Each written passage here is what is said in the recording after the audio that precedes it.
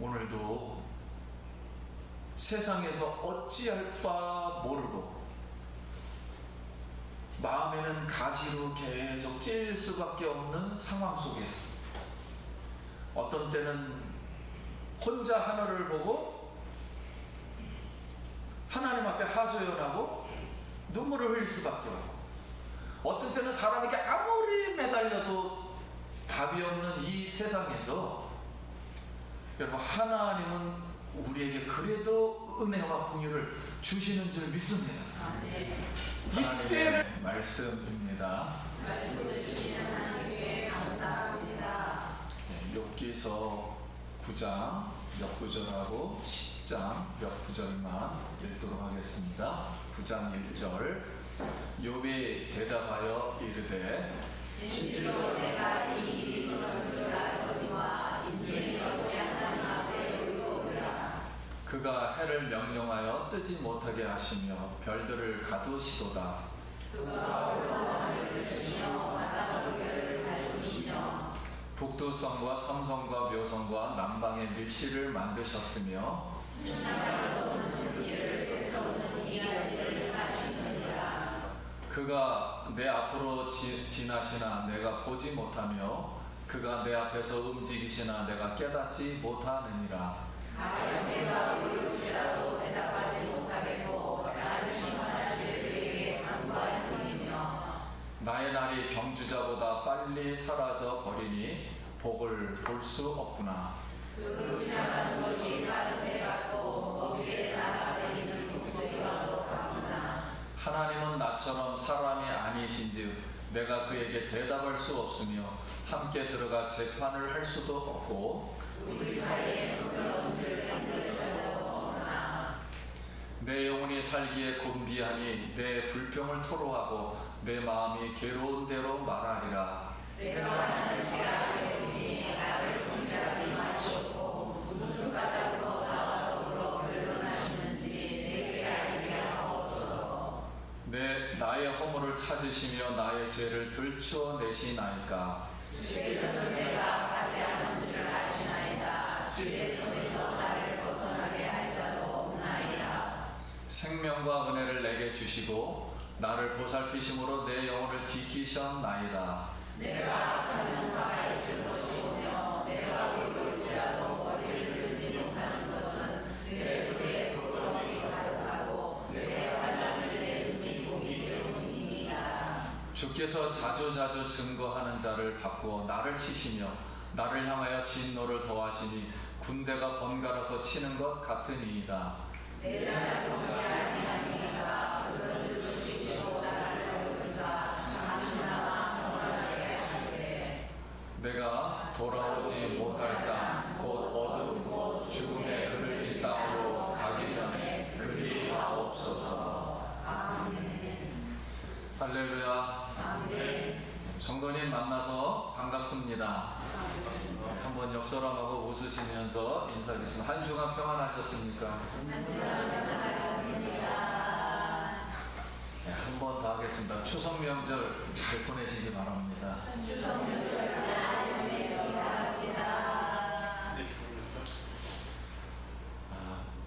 또 건강한 모습으로 오늘도 우리가 하나님께 예배합니다.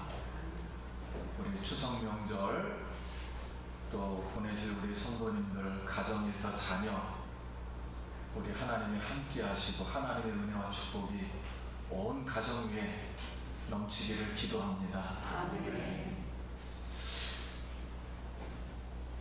엘리바스가 욥에게 네가 죄를 지어서 망했어 라고 말을 하자, 욥이 엘리바스에게 나는 죄를 짓지 않아도 망했어 이렇게 대답을 하니까 옆에 있었던 빌닷이 그 말을 듣고, 그러면 네 자녀들이 왜 죽었냐? 네가 완벽하지 못해서 실패 지금 하고 있다는 것은 네가 죄를 지었기 때문에 심판을 받은 거야. 이것이 하나님의 정의야. 하나님은 그렇게 하셔. 그래서 그러므로 너는 의롭지 못한 사람이야. 이렇게 빌닷이 얘기를 하니까 욥이 다시 빌닷에게 하는 내용이 오늘 9장과 10장의 말씀입니다. 그러면 오늘 이제 이 빌닷의 이야기를 통해서 우리가 얻을 수 있는 교훈은 무엇인가 오늘 살펴보겠습니다. 평생 동안 시각 장애인으로 살던 남자가 있었습니다. 근데 이제 오랜만에 어느 날 종합검진을 받았는데 검사 결과 당신의 눈을 수술하면 회복할 수 있다. 이런 기쁜 소식을 들었습니다. 평생 자기 시각 장애인으로 사는 줄 알았는데 그게 아니었어요. 그런데 이 남자가 그 기쁜 소식을 들었는데 망설이다가 수술을 포기했습니다. 그 의사가 깜짝 놀라가지고 아니 선생님 지금 눈만 수술하면은 평생 눈이 회복돼서 사는데 왜 수술을 포기했습니까? 이렇게 물으니까 이 시각 장애인에게는 이제 이런 사연이 있었습니다. 제가 20살 때 아내를 만났는데 아내가 하는 말이 내 얼굴에는 아주 흉한 화상 자국이 있습니다. 그래서 저의 결혼 조건은 제 얼굴을 볼 수 없는 사람, 그러니까 시각 장애인 당신이기에 제가 결혼 조건으로 당신을 선택했습니다. 그런 거예요. 그러니 시각 장애인이 수술을 해서 눈을 뜬다면 나는 아내의 얼굴을 보는 거는 괜찮은데 아내가 내가 아내의 얼굴을 보고 혹시 마음에서 멀어질까봐 싫어할까봐 또는 아내 마음이 점점 더 불편해지면 더 불행할지 모르기 때문입니다. 라고 이렇게 말을 했어요. 그러면 성도님은 지금까지 살아준 아내를 위해서 수술해야 될까요? 안 해야 될까요? 이것을 딜레마라고 합니다. 둘 중에 어느 것 하나를 택해도 해도 문제, 안 해도 문제. 이걸 딜레마라 그래요. 지금 욥이 이런 딜레마 상황 속에 있습니다. 왜냐하면 엘리바스와 빌닷의 말을 종합해보면 잘 들어보시기 바랍니다. 자, 죄를 지으면 심판받는다. 이것이 하나님의 정의다. 욥은 너는 하나님보다 의롭지 못하다. 자, 이렇게 말을 했는데 욥이 이 말을 들어보니까 반은 맞고 반은 틀리는 것 같아요. 그러니까 100% 맞는 말도 아니고 100% 틀린 말도 아니에요. 그럼 욥의 생각은 어떤 생각이었느냐? 자, 죄를 지으면 심판을 받는다가 아니라 욥은 죄를 지은 사람도 죄를 짓지 않는 사람도 심판받는다. 다르죠? 나도 심판받았다. 그러나 나는 죄를 짓지 않았다. 그래서 의롭다. 하나님은 아까 의롭다 그랬잖아요. 하나님이 욥보다 의롭다 그랬는데 하나님은 욥과 상관없이 의롭다. 이것이 하나님의 정의다. 이렇게 말을 했어요.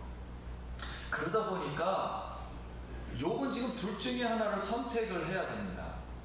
친구의 말을 선택하든지 아니면 자기가 맞는지를 선택을 해야 돼요. 그런데 욥도 지금 자기가 맞는지 틀린지 모르고 있습니다. 왜냐면 욥의 고난이 모르거든요. 지금 왜 왔는지를 욥도. 그래서 이 문제를 해결해야 되는데, 그래서 욥이 딜레마 속에 있어요. 그러면 우리가 욥의 처지라면 성도님들 앞으로 어떻게 하겠습니까? 그래서 오늘 9장과 10장에 욥이 이렇게 말합니다. 인생이 의롭다고 하나님께 주장할 수 있느냐? 주장할 수 없겠죠. 어떤 보면. 그럼 지금 내가 무고하다는 것, 죄를 안 지었다는 것, 의롭다는 것을 누구에게 어디에서 인정받을 수 있겠습니까? 하나님, 이렇게 된 거예요. 그 세상에서 인정받을 수가 없잖아요. 그래서 하나님, 그렇다면 저는 하늘 법정인 하나님이 계신 보좌로 가서 거기서 판결을 받겠습니다. 그래가지고 하나님한테 이거를 얘기하겠습니다. 그러니 하나님이 판결해 주십시오. 그랬을 때 하나님이 만약에 너 어렵지 않다 그러면 큰일 나잖아요. 이길 수가 없잖아요. 그래도 나는 하늘나라 법정인 하나님 보좌에 가서 두려움 없이 다 말하겠습니다. 대단하잖아요. 두려움 없이 다 말하겠습니다. 그러면서 이런 말을 했습니다.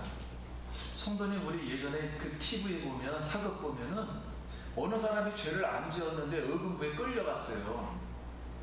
얼마나 막 사지를 틀고 막 때리고 그러는지. 그 사람에겐 둘 중에 하나예요. 자기가 죄를 안 지었는데, 하나는 끝까지 고통을 받으면서 나는 죄를 안 졌다 하고서 죽어버리든지 매 맞아 죽든지, 아니면은 살고 싶으면 그들이 원하는 거, 나는 죄를 졌다, 이렇게 그들이 원하는 대답을 해주고 풀려나는 길이에요. 그 욥이 지금 그런 상황입니다. 지금 이러지도 못하고 저러지도 못하고. 그래서 이제 하늘 법정으로 갔어요. 그리고 하나님 보좌 앞으로 갔습니다. 그러면서 하나님에 관해서 얘기를 해요. 하나님은 우주 만물, 해달별, 그다음 묘성 삼성 이런 거 다 만드시고 셀 수 없는 일을 하시고 기이한 일을 지금 만들고 행하고 있지 않습니까? 그리고 하나님이 지금 내 앞으로 설사 지나간다 할지라도 나는 깨닫지 못해요. 아주 신비스럽게 일하시는 분입니다. 그리고 하나님이 만약에 진노를 하셨다면은, 진노하셨잖아요. 바다 영들이 꼼짝을 못하고 불복합니다. 그리고 지금 내 상황도 하나님이 폭풍으로 나를 다 치셨잖아요. 치셔서 내가 지금 병이 걸려 기하점으로 긁고 있는 상태에서 이 고통이 얼마나 세월 속에 빠른지, 경주자처럼 빨리 흘러가고 배처럼 빨리 달려가고 하늘을 나는 독수리처럼 빨리 지나가는데, 이렇게 지나가다가 내가 죽었어요. 그래서 스올이라는 어둠 속에 들어가서 있게 된다면 누가 나의 의로움과 무고함을 판결해 줄 사람이 누가 있습니까?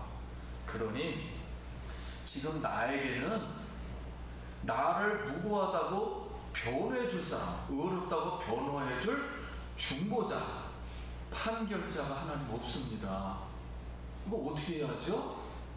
그러니 하나님, 내가 죽기 전에 하나님 법정에서, 하나님 보좌에서 저를 판결해가지고 저를 구원해 주시길 요청합니다 하는 내용이 9장과 10장의 내용이에요. 그럼 우리가 욥의 이 신앙의 딜레마 속에서 우리가 얻을 수 있는 교훈이 무엇인가? 욥은 자신의 의로움을 인정받으려고 두려움 없이 하나님의 법정인 하나님 보좌에 가서 자신의 처지를 말하고 변호하는 중보자, 판결자를 구한다는 사실입니다. 성도님, 우리가 살다 보면 믿지 않는 사람하고 결혼해야 되는가, 안 해야 되는가, 할 수도 없고 안 할 수도 없고, 문제가 생겨서 이혼해야 되는가, 안 돼야 되는가, 이것도 할 수도 없고, 가족들하고 이거 의절해야 되는가, 안 해야 되는가, 이것도 어려워요. 이놈의 회사에 가서 이 좋지 않는 모습을 봐야 되는데 말을 해야 되는가 말아야 되는가. 이게 참 딜레마입니다. 모든 인생이. 자, 이럴 때 나를 의롭다, 나의 무고함을 인정해줄 변호사와 판결자가 나에게 지금 있는가. 그래서 우리는 하나님, 우리를 변호해주고 보호해줄 수 있는, 여러분, 하나님의 법정에 가서 두려움 없이 담대하게 우리의 중보자이신 예수 그리스도 판결자 그 하나님을 찾기를 소원합니다. 그래서 히브리서 9장 15절에 이로 말미암아 그는 새 언약의 중보자시니 이는 천연약 때 범한 죄에서 속량하려고 주고사 부르심을 입은 자로 하여금 영원한 기업의 약속을 얻게 하려 하십니다. 나의 죄를 속량하신 새 언약의 중보자이신 예수님이 오늘도 이렇게 딜레마에 빠져있는 고민하는 사람들, 인간은 이래도 문제, 해도 문제, 안 해도 문제, 이런 사람을 하나님은 기다리고 계십니다. 우리 온전케 하시는 주여, 믿음의 주여, 그 예수 그리스도를 오늘도 바라보기를 소원합니다. 로마서 8장 26절에 이와 같이 성령도 우리 연약함을 도우시나니 우리는 마땅히 기도할 바를 알지 못하나 오직 성령이 말할 수 없는 탄식으로 우리를 위하여 친히 간구하시는데요. 내가 이런 걸 가지고 하늘나라에 과연 올라가도 큰일이 있을까?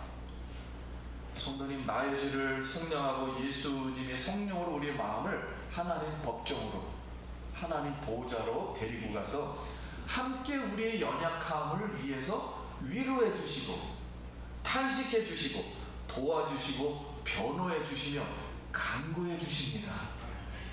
그 성령님을 오늘도 우리가 의지해서 하늘 보좌로, 이 바로 하나님의 법정으로 우리가 가길 원합니다. 히브리서 4장 15절에 우리에게 있는 대제사장 우리의 연약함을 동정하지 못할 진리가 아니요 모든 일에 우리와 똑같이 시험을 받으신 이르되 죄는 없으십니다. 그러므로 우리는 긍휼하심을 받고 때를 따라 돕는 은혜를 얻기 위하여 은혜의 보좌 앞에 담대히 나갈 것입니다. 오늘도 세상에서 어찌할 바 모르고 마음에는 가시로 계속 찔릴 수밖에 없는 상황 속에서 어떤 때는 혼자 하늘을 보고 하나님 앞에 하소연하고 눈물을 흘릴 수밖에 없고, 어떤 때는 사람에게 아무리 매달려도 답이 없는 이 세상에서 여러분, 하나님은 우리에게 그래도 은혜와 긍휼을 주시는 줄 믿습니다. 이때를 위해서 하나님의 긍휼을 주신 거예요. 이때를 위해서 하나님은 우리에게 은혜를 베푸실 줄 믿습니다. 여러분, 이스라엘 백성들이 구원을 받을 때 200만 백성이 막 가다가 홍해를 만났어요. 앞으로 갈 수도 없고 뒤로 돌아가자니 바로의 군대가 쫓아오고 있고, 앞으로 가자니 뒤로 가자니 딜레마입니다. 진퇴양난. 그때 하나님의 보호자에 계신 하나님이 모세를 향해서 하나님의 지팡이를 홍해를 향하여 들라. 그랬을 때 모세가 하나님의 지팡이를 들으니까, 성경적으로 볼 때 여러분, 물이 앞에서 갈라진 게 아니라 여러분 성도님 뒤편에 있는 저 우리 교회 뒤쪽부터 갈라져 온 겁니다. 물이 뒤쪽부터 갈라져서 벽이 생기면서 이 앞에서 바다 가운데 구원의 대로가 펼쳐진 줄 믿습니다. 이렇게 펼쳐졌어요.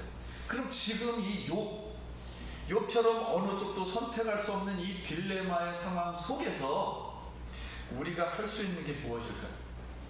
우리와 같이 시험을 받으시고 그런데 죄는 없으시고 우리의 약함을 동정하시고 긍휼을 얻게 하시는 그 마음에 돕는 은혜를 따라서 두려움 없이 여러분 하나님의 보호자로 나가서 그 은혜와 긍휼을 구하고 하나님의 법정에서 여러분의 모든 문제, 여러분이 해결할 수 없는 모든 사건들, 이것을 하나님 앞에 토로해서 우리 하나님으로부터 긍휼을 얻고 성령님과 함께 탄식해서 해결받길 예수의 이름으로 축원합니다. 동물의 세계에서 전쟁이 일어났습니다. 그래서 사자가 총지휘관이 되었고 동물들이 막 군대 자원을 했어요. 그랬더니 여러 동물들이 자원을 했는데 서로가 보니까 한심해. 당나귀는 멍텅구리야, 네가 전쟁에 나오면은 너는 방해만 될 뿐이야. 토끼 같은 너는 야 겁쟁이가 어떻게 하겠느냐 전쟁에서. 개미, 너는 개미열이 힘도 못 쓰는 게 어떻게 전쟁을 하겠느냐. 코끼리, 야 너는 덩치가 크고 느려가지고는 적에게 다 들통나. 어떻게 네가 전쟁한단 말이야. 그랬더니 총지휘관인 사자가 호통을 쳤습니다. 조용히 해! 동작 그만! 하고서 말을 합니다. 그 동물들에게 여러분, 당나귀는 입이 길어서 나팔수를 쓰고 개미는 안 보이기 때문에 게릴라 전령으로 보내고 토끼는 빠르기 때문에 소식을 전하는 통신용 전령사로 쓸 것이고 그 다음에 코끼리는 힘이 세니까 물자를 운반하는 운반자로 쓸 거야. 여러분, 우리 하나님의 지혜는 우리가 할 수 없는 약점들을 들여다가 장점으로 바꾸셔서 기이한 일을 지금까지 행하셔 오신 줄 믿습니다. 우리는 막대기를 들었는데 모세는 홍해가 갈라질 수 있도록 하나님은 기이한 일들을 우리 인생 속에서 지금까지 펼쳐주셨어요. 그런 하나님이십니다. 그래서 여러분, 가정과 직장과 일터에 혹시 나를 보면서 나를 단점으로 여기는 사람들이 있는가? 그 단점이 나의 장점을 방해한다고 생각이 되는가? 또는 나의 단점 때문에 내가 좌절하고 있는가? 근데 예배소 교회에 알렉산더 후메네오가 세상의 철학을 가지고 그리스도인들이 핍박받으면서 힘들게 생활하니까 세상 철학을 가지고는 야, 세상 철학에 그리스 철학, 오늘 그리스 나왔습니다. 그리스 철학의 대표적인 거는 쾌락주의예요. 인생 어차피 사는데 쾌락하고 살자. 뭐가 하나님 없는 거지. 너희는 예수 믿는다면서 왜 이렇게 복을 못 받아? 이런 식으로 철학으로 계속 비난을 하는 거예요. 성도님들의 이 신앙생활을. 그리고 그리스도의 철학으로 그리스도의 복음을 모독하는 겁니다. 그리스도의 철학은 이 이데아 사상이라고 하죠. 이데아. 여러분, 이데아 사상이 뭐냐면 선이라는 건 하늘에 있고 악이라는 건 세상에 있다. 근데 예수님이 하늘에서부터 세상에 왔다는데, 육신을 입었다는데 어떻게 하늘에는 선인데 세상에는 악이니까 선과 악이 짬뽕해서 이렇게 구원이 되냐? 하나만 있어야지. 그러니까 그리스도가 아니야. 이런 식으로 그리스도의 복음을 모독을 한 거예요. 그래서 바울이 디모데에게 이런 말을 했습니다. 어리석고 무식한 변론을 버리라. 이에서 다툼이 나는 줄 알미니라. 그들로 깨어 마귀의 올무에서 벗어나 하나님께 사로잡힌 바 되어 그 뜻을 따르게 하실까 하니라. 지금 욥이 친구 엘리바스와 빌닷의 말을 들어보니까 논쟁을 해서 싸우게 생겼어요. 친구들의 말이 맞는지 내 말이 맞는지. 근데 욕도 모르거든요. 지금 자기가 왜 고난을 받아서 지금 이렇게 죽기 일보 직전까지 왔는지를. 이건 하나님만 알고 있어요. 친구들도 몰라요. 이 욥이 이런 사건이 벌어진 줄. 하나님이 사단에게 시험을 허락해서 하나님이 쳐버리는 바람에 이런 상황이 벌어진 거예요 지금. 근데 친구들 말도 그렇고, 그러니 이게 해결받을 길이 없단 말이에요 지금 이 사람 이 안에서는. 그래서 친구들은 여태까지 인과응보사상, 원인이 있으면 결과가 있다, 권선징악, 네가 선하지 않으니까 악하니까 벌을 받았다. 그리고 인간의 전통적인 지혜, 왜 우리 말을 안 들어? 전통적으로 내려왔던 말들을 안 들어? 이렇게 그런 말을 막 비난을 퍼부은 거예요 욥에게. 근데 욥은 딱 한 가지는 알고 있어요. 나는 죄를 짓지는 않았다. 그러니 죄도 안 지었는데 죄를 지었다고 고백할 수도 없고, 이런 데서 다투지 않고 욥은 그래서 이 모든 문제를 하나님의 법정으로 가져가는 겁니다. 그리고 하나님 보호자에서, 왜 하나님 이 답을 해주십시오. 내가 왜 고난을 받고 있는지, 내가 왜 이런 고통에 이르렀는지, 죽을 지경까지 이르렀는지, 만약에 그 답을 내가 죽어 수월에 내려가기 전까지 해주십시오. 수월에 내려간다면 아무도 판결해 줄 사람이 없으니까요 하고 하나님 앞에 구원을 요청한 것입니다. 그러므로 오늘 성도님, 이런 상황에 혹시 있으십니까? 여러분, 솔로몬의 재판을 한번 기억해 보길 바래요. 솔로몬의 재판, 모든 인간은 이 솔로몬의 재판 이야기를 한 번 정도는 들어야 됩니다. 너무 단순한 얘기예요. 어느 날 두 산모가 애를 낳았어요. 같은 시간 같은 그 지역에서. 그런데 산모가 자다가 애를 이렇게 깔고 누워서 죽게 되었습니다. 그러니까 죽은 그 아이, 그 산모가 이 살아있는 그 아이, 이 엄마의 아기를 내 아기라고 우겨댄 거예요. 그러니 이게 증거가 없으니까 서로 다투게 되었던 거지. 그래서 이 판결이 상소 대법원까지 올라온 거예요. 그래도 솔로몬에게까지 올라온 겁니다. 임금님에게. 그래서 임금님이 가만 들어보니까 이거 자기 아기라고 서로 이게 재판을 해달라고 그러니까 솔로몬이 하나님의 지혜를 가지고, 그래 재판을 하겠다 하고서 칼을 가지고 오라. 그래서 아이를 반으로 잘라서 주겠다. 반은 이쪽, 반은 이쪽. 그랬더니 진짜 어머니의 그 모정 있잖아요. 진짜 어머니의 모정은 애가 죽을 수가, 죽이면 안 되죠. 그래서 임금님, 저 아이를 저 엄마에게 주십시오. 내가 포기하겠습니다. 그랬더니 임금님이, 진짜 어머니는 이 어머니다. 아이를 사랑하고 저 산모에게 주라는 어머니다. 그래서 아이를 돌려받았다는 그런 유명한 재판 이야기입니다. 오늘 우리가 세상에서는 재판에서 질 수도 있고요, 세상 문제를 해결하지 못할 수도 있습니다. 그러나 이렇게 답답한 마음을 알아줄 수 있는 사람은 오직 예수 그리스도, 바로 하늘 법정, 오늘 하나님 보좌에 앉아서 우리를 위해서 기도해 주시는 분, 탄식해 주시는 분, 우리와 같이 시험을 세상에서 받으셨던 예수 그리스도, 이 한 분 하나님이심을 믿습니다.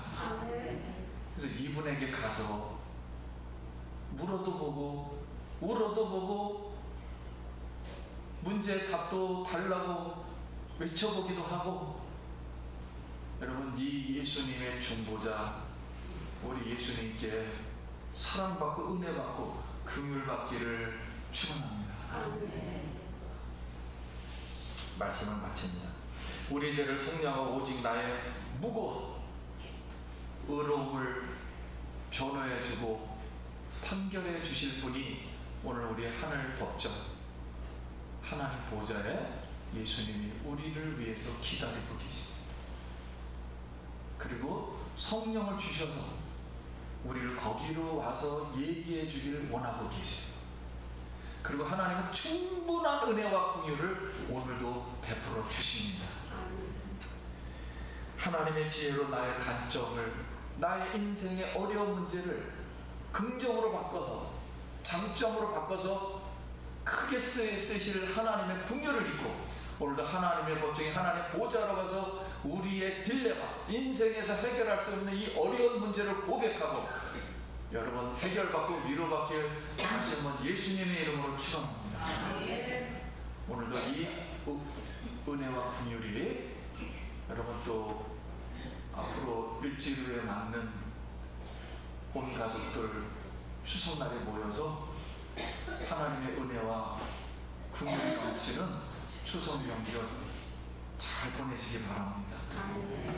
송편 많이 드시고 웃음기가 활짝 있는 그런 추석 명절, 우리 고유 명절 될 수 있기를 바라고 오가는 길 우리 하나님의 안전으로 지켜주시길 소원합니다. 기도하겠습니다.